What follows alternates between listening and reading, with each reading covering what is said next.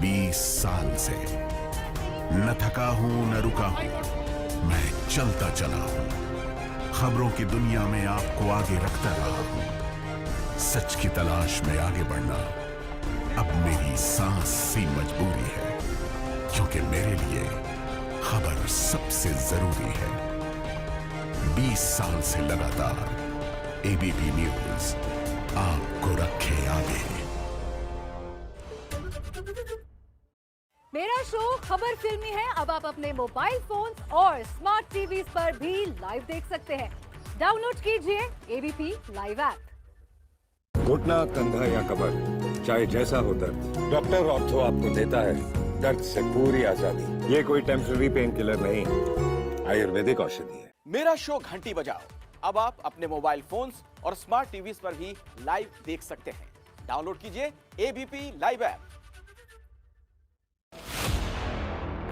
खबरों का नया सवेरा, हर सवाल कसौटी पर खरा,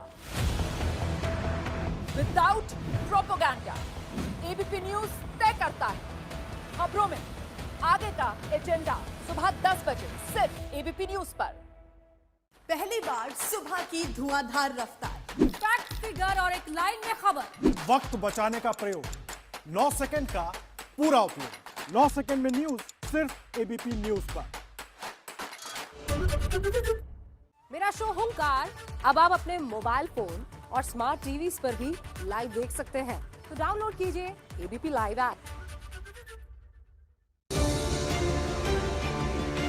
ऑफिस जाने से पहले सटीक खबर, सार्थक विश्लेषण, 7 सेकंड पकड़े जा रहे हैं। क्या कहा आप भी सुनिए।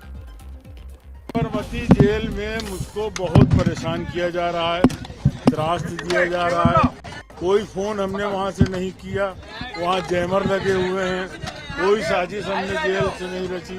6 साल से मैं जेल में हूं, मेरा पूरा परिवार बर्बाद हो चुका है। सरकार ने कहा मट्टी में मिला देंगे, तो मट्टी में तो मिल गए, अब मट्टी में तो मिल गए हैं। तो आपको साबरमती जेल में मुझको बहुत परेशान किया जा रहा है, त्रास दिया जा रहा है। कोई फोन हमने वहां से नहीं किया, वहां जैमर लगे हुए हैं। कोई साजिश हमने जेल से नहीं रची। 6 साल से मैं जेल में हूं, मेरा पूरा परिवार बर्बाद हो चुका है। सरकार ने कहा मट्टी में मिला देंगे, तो मट्टी में तो मिल गए, अब मट्टी में तो मिल गए हैं। ये बयान आपने सुना, ये बहुत अहम बयान है। एक माफिया जो है विक्टिम कार्ड प्ले करता हुआ यहाँ नजर आ रहा है। हमारे संवाददाता ब्रजेश राजपूत भी हमारे साथ हैं। ब्रजेश, क्या माना जाए, ये विक्टिम कार्ड प्ले किए जाने की कोशिश है या वाकई परेशान नजर आ रहा है? बिल्कुल वहीं से पहली दफा अतीक ने कैमरे पे बयान दिया है, वो भी एबीपी न्यूज के कैमरे पे। उसने साफ साफ कहा, अपना पूरा दुख दर्द उसने एक बार में बयान कर दिया। उसने कहा कि मुझे पूरे परिवार को परेशान किया जा रहा है, साबरमती जेल में परेशान किया जा रहा है, मैंने कभी किसी को फोन नहीं किया।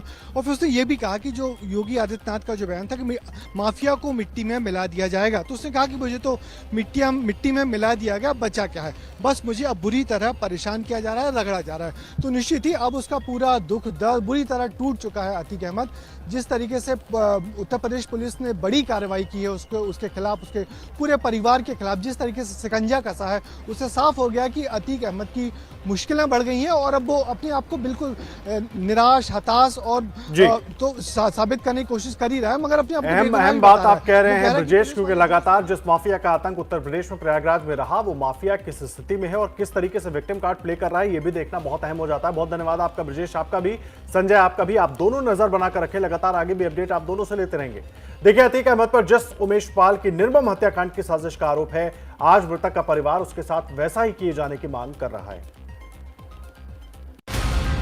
ये तस्वीरें गवाह हैं कि अतीक अहमद ने अपने नाबालिग बेटे असद और उसके साथ मौजूद गुर्गों को किस तरह से हत्यारा बनाकर राजूपाल हत्याकांड के गवाह उमेश पाल का शूट आउट करवाया। अब अतीक अपने गुनाहों का हिसाब देने के लिए प्रयागराज के सीजेएम कोर्ट पहुंचने वाला है। मैं चाहती हूँ बस कि जो ये ला करके इन्हें जो पूछताछ के लिए कर रहे हैं, तो मैं सिर्फ यही मांग करूंगी कि जो इन्होंने मेरे आदमी और मेरे 2 गन्नों की हत्या करवाई है, इस तरह से इनकी जो पूछताछ होगी, पूछताछ जो करना कार्रवाई करें, लेकिन मैं बस यही मांग रही हूँ कि इनकी भी इसी तरह से हत्या कराई जाए। कड़ी से कड़ी कार्रवाई करे, पूछताछ करे। तो संतुष्टि है इसलिए कि अगर आज इतना बड़ा कदम शासन न उठाई होती, योगी जी ना किए होते तो हम अपने आप से कोई निर्णय न ले पाते, इसलिए कि वो इतना बड़ा माफिया है, उससे टक्कर लेना हम लोगों को हिम्मत नहीं था। अतीक ने जिस तरह अपने खौफ का साम्राज्य फैलाया था, आज वो खुद खौफ में आ चुका है।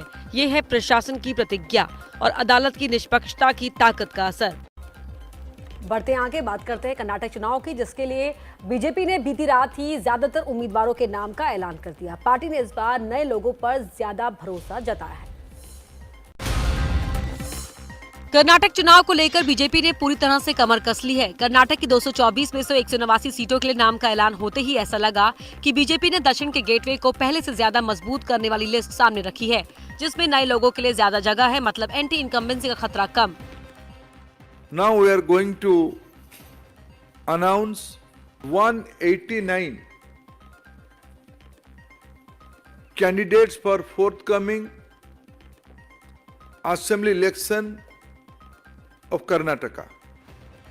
बीजेपी की सूची में 52 नए लोग हैं, जबकि 32 सीटें ओबीसी को दी गई हैं। एससी को 30 और एसटी को 16।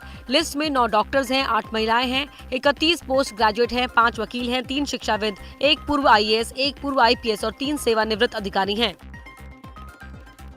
लिस्ट में खास बात यह है कि कर्नाटक के सीएम बसवराज बोम्मई को उनकी पुरानी सीट सिगांव से ही टिकट दिया गया है।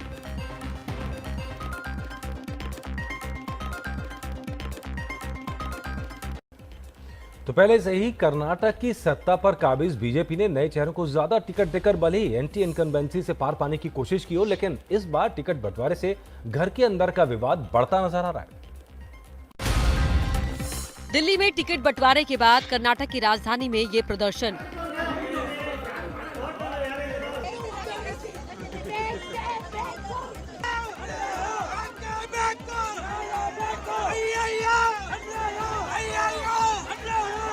बीजेपी की राजनीति कर्नाटक के कास्ट फैक्टर के मुताबिक दिखाई देती है।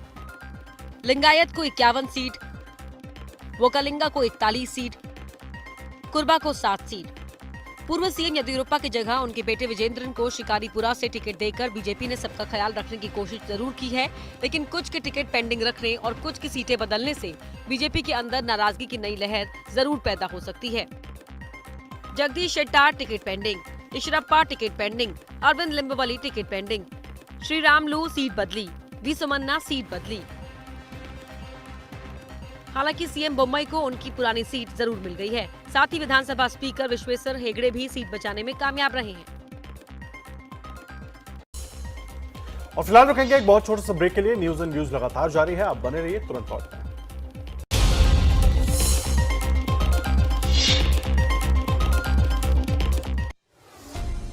पहले राष्ट्र, फिर जनतंत्र और आपको आगे रखने का मंत्र। 20 साल से मेरे अंदर कुछ तो है जो यूं ही चलते रहने को कहता है।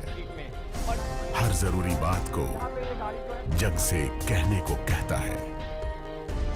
दिखे कोई मुश्किल, कुछ गलत, तो वो कहता है बयां कर।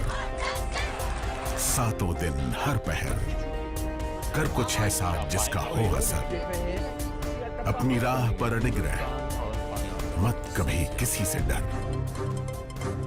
20 साल से न थका हूं न रुका हूं, मैं चलता चला हूं। खबरों की दुनिया में आपको आगे रखता रहा हूं। सच की तलाश में आगे बढ़ना अब मेरी सांस सी मजबूरी है, क्योंकि मेरे लिए खबर सबसे जरूरी है। 20 साल से लगातार एबीपी न्यूज आपको रखे आगे।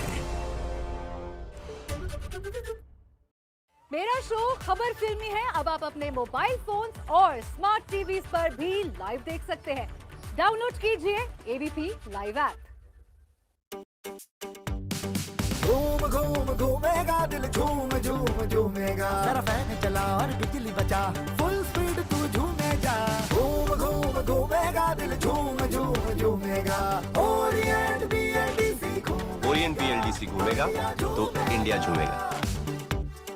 मेरा शो हुंकार अब आप अपने मोबाइल फोन और स्मार्ट टीवी पर भी लाइव देख सकते हैं, तो डाउनलोड कीजिए एबीपी लाइव ऐप।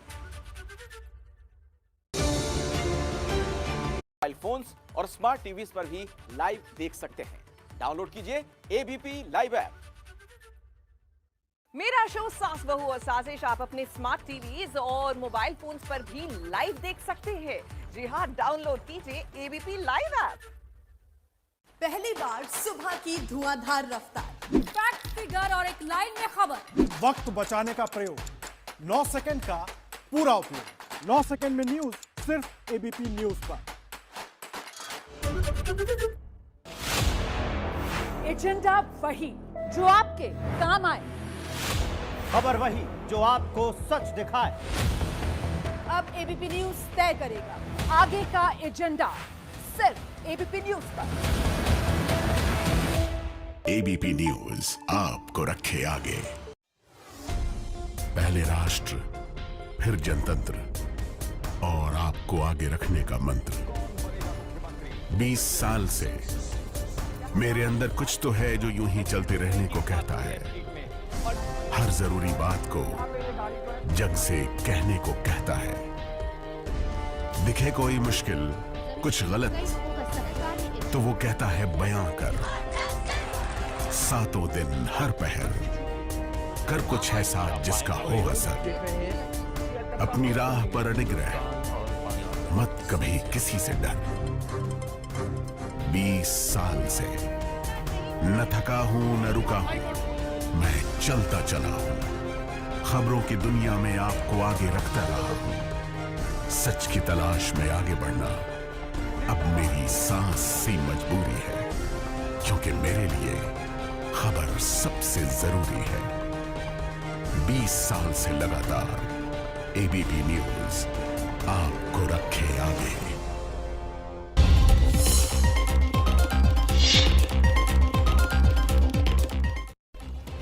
स्वागत है आपका। न्यूज एंड व्यूज लगातार जारी है। देखिए, दिल्ली समेत देश के कई हिस्सों में कोरोना बहुत तेजी से फैल रहा है। दिल्ली में तो हर 4 टेस्ट कराने वाले में से एक कोरोना पॉजिटिव निकल रहा है। इसलिए हमें और आपको बहुत सावधान रहने की जरूरत है। कोरोना के खिलाफ देश में कल लगातार दूसरे दिन मॉक ड्रिल की गई। दिल्ली के एलएनजेपी अस्पताल में मॉक ड्रिल के दौरान देखा गया कि कोविड मरीजों को एम्बुलेंस से अस्पताल किस तरह लाया जाएगा और उन्हें कैसे शिफ्ट किया जाएगा। दिल्ली के एलएनजेपी अस्पताल में इस वक्त मौजूद हैं, जहां पर कोरोना को लेकर मॉक ड्रिल चल रही है। सामने एम्बुलेंस लाई गई है। एम्बुलेंस में पेशेंट को जिस तरीके से लाया जाता है उस तरीके से लाया गया है और अब स्ट्रेचर की मदद से ये दिखाने की कोशिश की गई कि किस तरीके से पेशेंट को कोरोना वार्ड में शिफ्ट किया जाएगा। दिल्ली पर फोकस इसलिए भी है क्योंकि यहाँ कोरोना खतरे के निशान में दिख रहा है।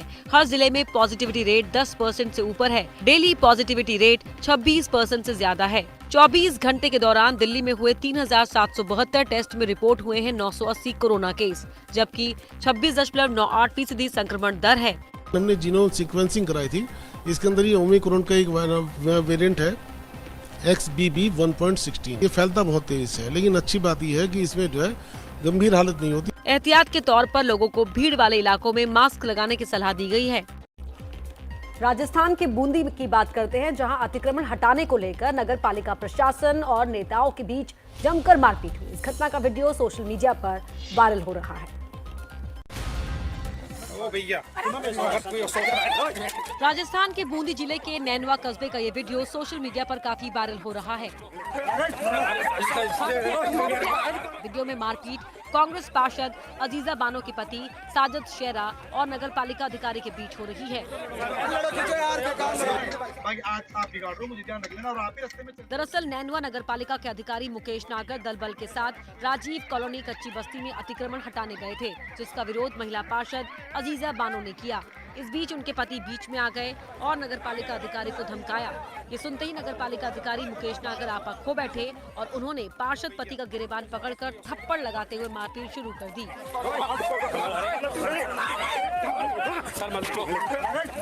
इस बीच पुलिस और मौजूद लोगों ने किसी तरह बीच बचाव कर पार्षद पति और अधिकारी को अलग किया। मारपीट के बाद नगर पालिका अधिकारी ने पार्षद पति के खिलाफ सरकारी काम में बाधा और मारपीट का केस दर्ज करवाया है।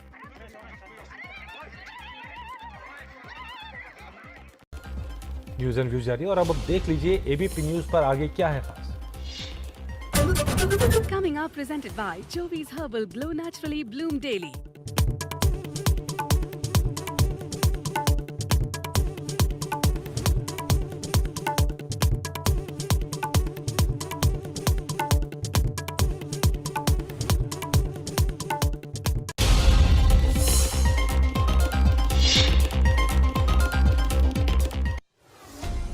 पहले राष्ट्र, फिर जनतंत्र और आपको आगे रखने का मंत्र। 20 साल से मेरे अंदर कुछ तो है जो यूं ही चलते रहने को कहता है। हर जरूरी बात को जग से कहने को कहता है। दिखे कोई मुश्किल, कुछ गलत, तो वो